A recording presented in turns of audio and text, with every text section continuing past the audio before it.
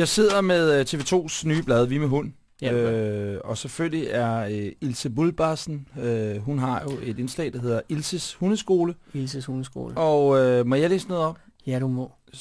Brug snuden for sjov. Ja.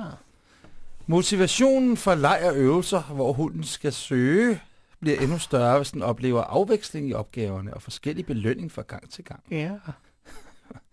Sikkert er søgeopgaven er let at løse, når øvelsen er ny, så bliver den en succes for hunden. For succes er en vigtig ingrediens sammen med leverpostej, når hunden skal lære at være åben for at tænke kreativt. Start med den klassiske søgning på græsplænen.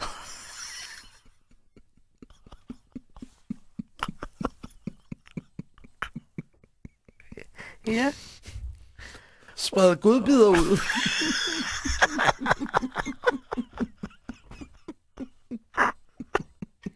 Ja.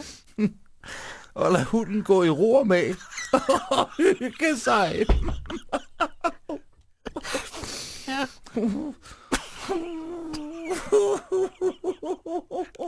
Hvad så? Hvad skal den lille fylde sig?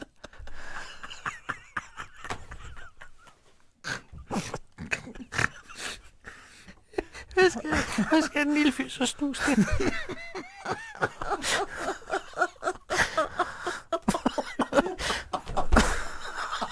Min mave. Du kan... Kom nu. Lav ikke søgning på fliser,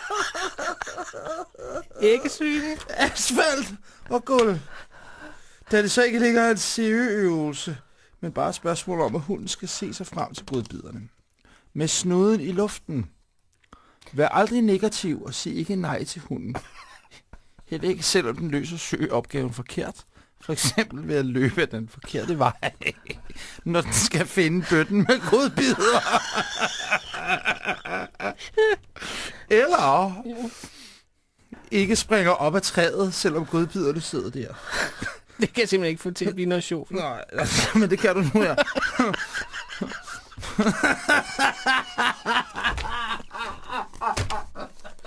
Hvad er for noget? Er du klar? Jeg er klar. Brug godbidder. Brug gode godbidder, når du træner søgeøvelser. Det er meget, og det her er altså Ilse Jarnvads gode tips, når hun leger med hunden derhjemme, ikke? Det er meget mere inspirerende for hunden, når du træner søgeøvelser. Brug gode godbidder. Okay.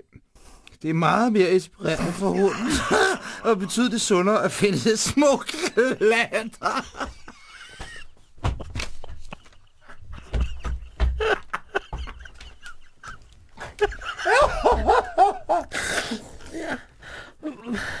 Det er meget inspirerende for hunden at finde små klatter af oksefars.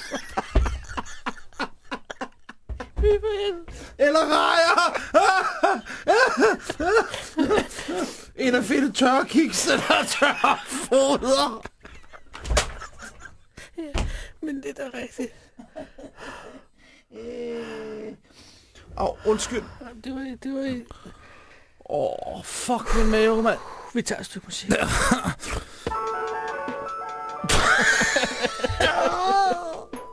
Klatter oksefars. Ilse Jarnved, for satan, du må da gøre mod mig.